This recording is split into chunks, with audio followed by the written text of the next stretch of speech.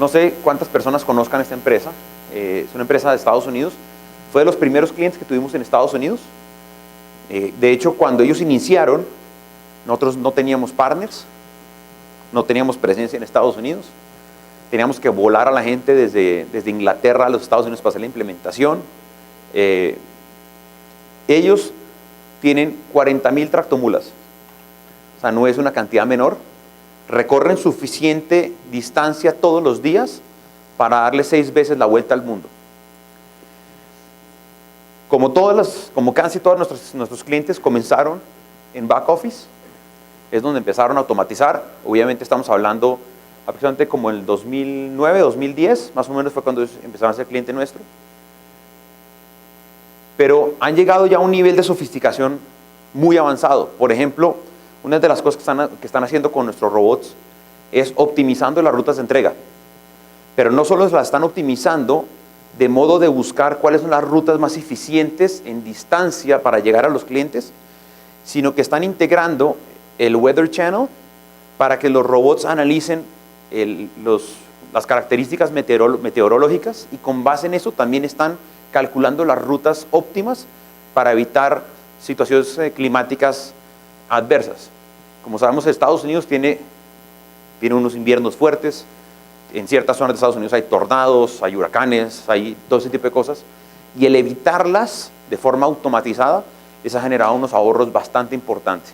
Entonces ahí ya estamos empezando a ver cómo nuestros robots pueden empezar a integrarse con otro tipo de tecnologías. Una de las cosas que hicieron fue que se dieron cuenta que los motores de las tractomulas pues tienen computadores. Y esos computadores tienen lo que se llaman telematics, que es que están registrando todo lo que le está sucediendo al motor. Lo que hicieron, después de una implementación bastante amplia y bastante grande, es que uno de nuestros robots está leyendo los computadores de todas las tractomulas. Y con base en eso, está haciendo análisis predictivo de cuándo un motor va a fallar. Ellos estaban teniendo 437 fallas de motor al año. Ustedes se pueden imaginar el problema que es que en plena ruta falle un motor. Imagínense que estos tipos tienen un cliente, va el camión en la mitad de Kansas, en la mitad de la nada falla el motor, se queda. Era una entrega que era just in time para Ford Motor Company, entonces ya les llegaron mal, tienen que mover otro camión. O sea, el costo operativo de multas y demás que pueden tener era altísimo. ¿Qué hicieron? Los robots están haciendo el análisis, predicen cuándo va a fallar el motor antes de que falle. Cuando el chofer termina ruta, le dice: usted mañana no tiene ruta, mañana tiene que ir a hacer análisis, tiene que ir a hacer mantenimiento preventivo.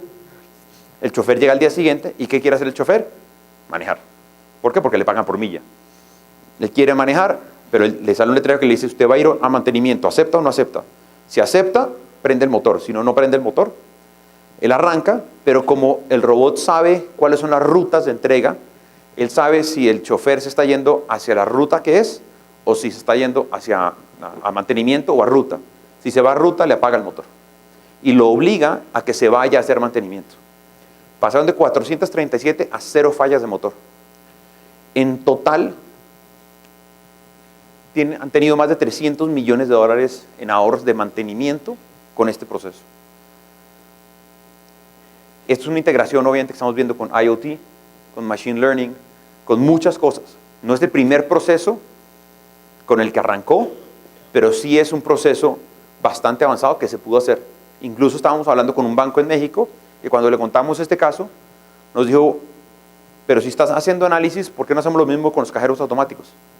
No hay forma que los robots estén mirando los cajeros automáticos y previniendo cuándo va a fallar y darle mantenimiento antes de que falle.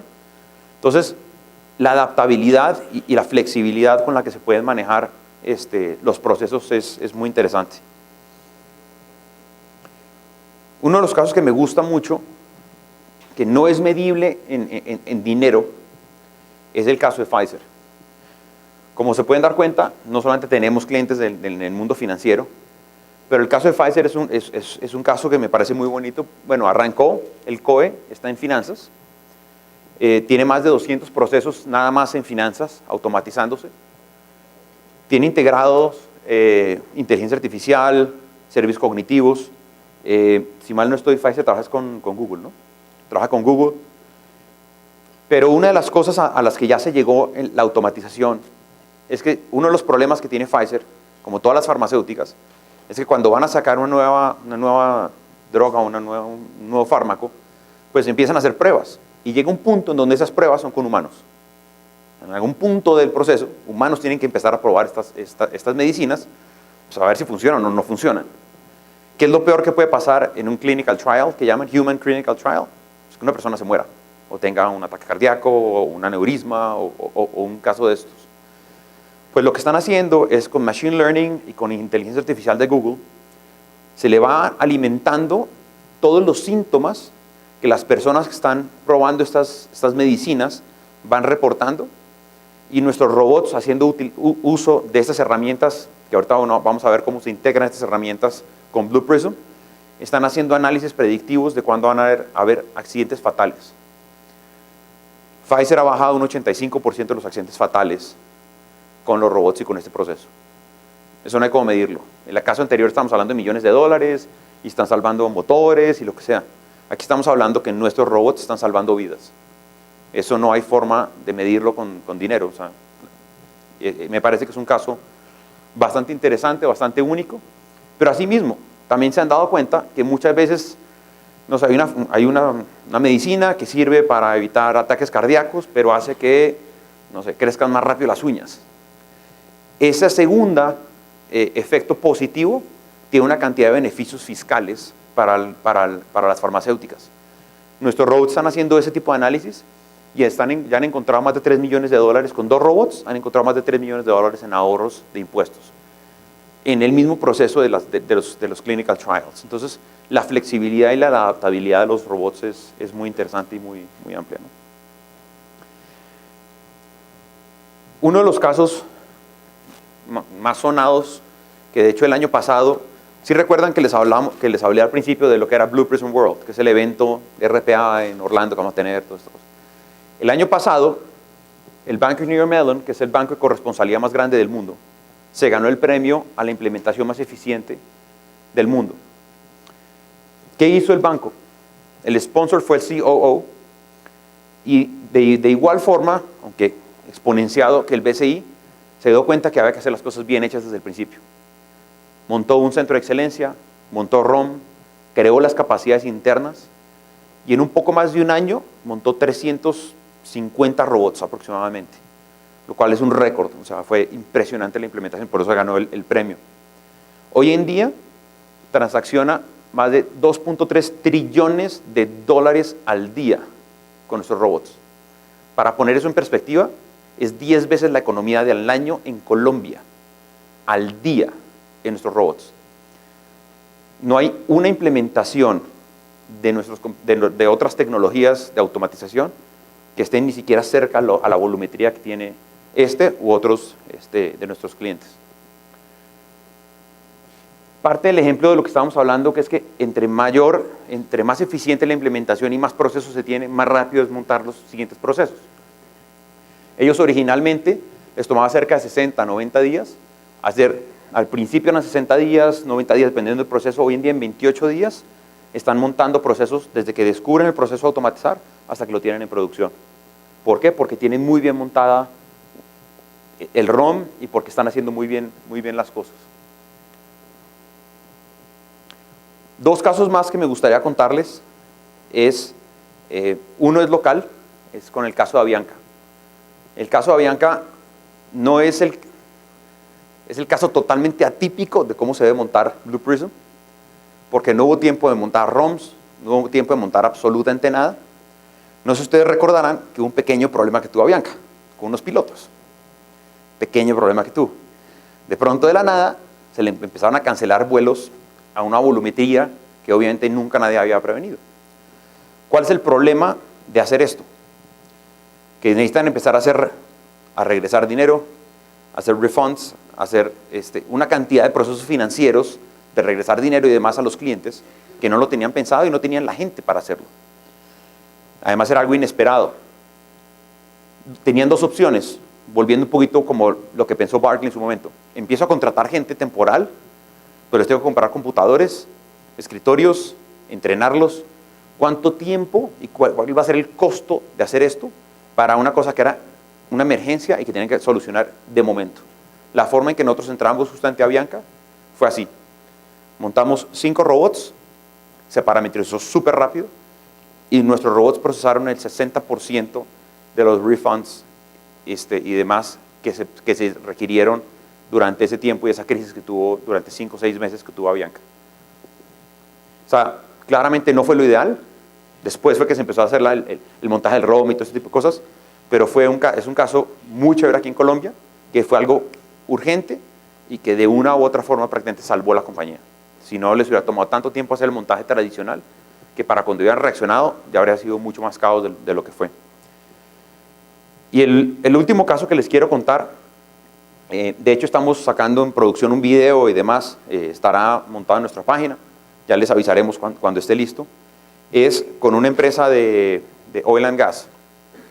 En Reino Unido tenemos un cliente que tiene una implementación bastante interesante de Blue Prism y estaba teniendo un problema muy serio, y era que las tuberías, ellos le hacían el mejor mantenimiento que podían a las tuberías, trataban de evitar que hubieran derrames petroleros y demás, pero siempre había algo que fallaba. Y justamente en donde fallaba, ¿qué pasaba? Habían derrames, eran daños ambientales, pérdida de producto, multas, problemas de PR. Estaban teniendo muchos problemas y por más que trataban, se gastaban billones de dólares en mantenimiento y no habían logrado solucionar ese problema que estaban teniendo de pequeños derrames como tal. Una de las cosas que lograron hacer, como lo solucionaron, es nuestros robots despegan todos los días unos drones, los drones sobrevuelan todas las tuberías, le van tomando fotos, esas fotos son enviadas a, si mal no estoy, creo que es Google Vision. Google Vision hace un análisis de cada una de las fotografías, en donde ve que hay corrosión, daños, líquidos y demás. Les pone como un flag, se las manda a IBM Watson. Watson hace un análisis histórico de cómo está avanzando el desgaste y el daño de dichas tuberías, y con base en eso decide en qué lugar y en qué momento hay que hacer un análisis, un mantenimiento preventivo. Se están ahorrando billones de dólares en mantenimiento y sobre todo en evitar daños ecológicos, pérdida de producto y demás. Entonces se pueden dar cuenta, la variabilidad de lo que podemos hacer con nuestros robots es muy importante. El mismo partner que hizo esa implementación con esta empresa de oil and gas tiene un cliente que es un hospital especializado en temas cardíacos. Partió de la base de esta solución y la implementó para evitar bloqueos, para prevenir bloqueos en arterias y venas. Porque al final de cuentas, una tubería o una vena o una arteria, pues de una u otra forma tiene cierta similitud. Pues montó y adaptó este proceso, pasó de tuberías de petróleo a venas y arterias. Y ha reducido en ese hospital también una cantidad muy importante los accidentes que estaban teniendo los pacientes. Ya para cerrar el tema de lo que yo quería comentarles, se me olvidó comentar algo de este caso. Cuando estábamos hablando del manejo de excepciones y el manejo de errores, yo les comenté que había un proceso que tenía 3.500 excepciones. Es un proceso que corre, parte de la volumetría es porque este banco es el que consolida las acciones de la Bolsa de Nueva York. O sea, ustedes saben que la Bolsa de Nueva York es un poco importante en economía a nivel mundial. Pues gran parte de esa consolidación es hecha con nuestros robots. Cuando montan el proceso de consolidación, empiezan a salir una cantidad de errores. Errores porque alguien en vez de poner Disney, puso Disney. Entonces el robot dice, bueno, ¿qué hago con esto? Está bien parametrizado, dice, ¿qué hago con esta acción? No entiendo. Y poco a poco se le fueron agregando las excepciones, de modo que hoy en día tiene 3.500 excepciones y está de forma automática, está procesando el 99.9999% de las transacciones sin necesidad de interferencia humana. ¿Por qué? Porque la forma en que está configurados nuestros procesos y los flujos como tal, permite ir integrando todas esas excepciones sin necesidad de tener que volver a regrabar o volver a hacer desde ceros. ¿Dudas?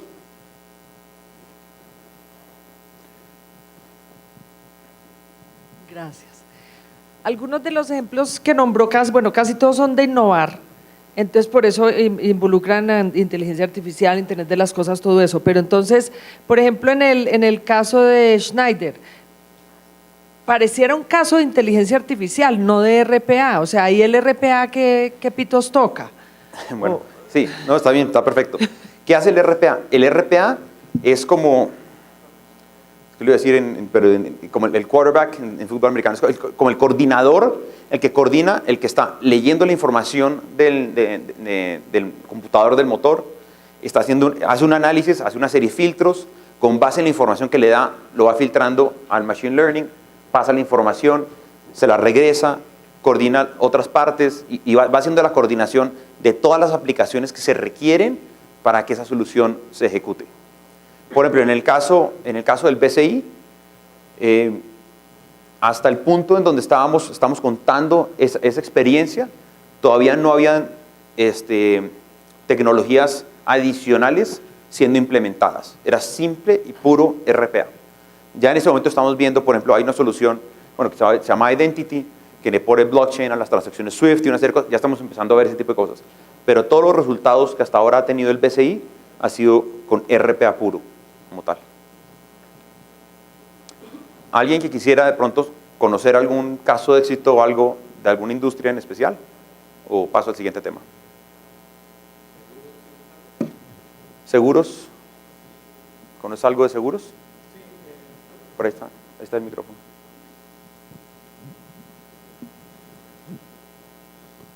Sí, bueno. Sí, aseguradoras, tenemos muchos clientes aseguradoras. En Latinoamérica la mayoría están en una fase inicial, pero hablando de un cliente global que está en esa etapa de innovación a nivel global, Zurich, por ejemplo, en Inglaterra y en Europa, ya están trabajando en un proyecto que se llama Lighthouse con EY. De hecho es un proyecto global donde tienen integrado machine learning, formas, servicios cognitivos, un BPM que se llama Trust Portal, que es básicamente para poder tomar aplicaciones o gestionar excepciones del robot o asignar dinámicamente trabajo al robot cuando hay un error o algo que no podía procesar el robot, para procesar 100% reclamos en Zurich, que ha sido un impacto pues monstruoso. En ese caso particular están usando tecnologías de IBM, así que son integraciones con IBM Watson. En la tarde vamos a ver el ejemplo que vamos a ver, o unos ejemplos que vamos a ver, y el ejemplo que vamos a montar en un laboratorio mañana. Se usa Microsoft Servicios Cognitivos, pero solo porque decidimos usar ese como ejemplo. Pero básicamente en ese laboratorio, haz de cuenta, es el mismo integración que hicieron en Zurich o que hicieron con Pfizer para detectar y levantar toda la información de las pruebas clínicas. O sea, mecánicamente vamos a armar el mismo concepto, ¿sí me explico? Obviamente hay otras reglas de negocio y es más grande, pero sí. Okay. Gracias, Dan. Allá.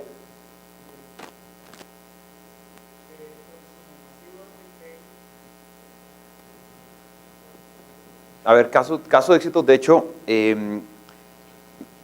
una de las cosas que quería comentar, en nuestra página pueden entrar a Case Studies y tenemos varios casos documentados como tal, y también tenemos webinars donde pueden ver empresas, duran 1 hora, donde hay varias, está Coca-Cola, hay varias empresas donde cuentan un poco la experiencia y sus casos de éxito, pero es una entrevista como tal, ¿no? 2 de los que vas a encontrar es una compañía que se llama ShopDirect. ShopDirect es una empresa que es pequeña, factura 1.5 billones de dólares en Inglaterra. Es el segundo después de Amazon y tenemos varios casos de éxito con ellos. O sea, te puedo enviar para que los veas como tal, pero son 2 casos de éxito bastante interesantes que tenemos con ShopDirect, por ejemplo. Uno de Latinoamérica que es interesante, el grupo Bimbo, sí. en la ciudad, en el Centro de Servicio Compartido Global de México, en Azcapotzalco. De los primeros pilotos actualmente era sobre el caso de remanentes, ¿no? Que tiene muchos clientes que no pagan la factura completa porque pues, el pan estaba hecho a perder, no era el pan que yo pedí, esta tienda, no sé, había varias razones, ¿no? Y es un proceso alta volumetría, ¿no? Tenemos que investigar, tenemos que entrar al portal, tenemos que comparar el orden de compra, tenemos que ver, tenemos que llamar. Lograron automatizar en poco tiempo, porque era de los primeros procesos, estaban aprendiendo al mismo tiempo, pero estamos hablando de 4 o 5 meses, lograron automatizar casi 70% de la volumetría de remanentes.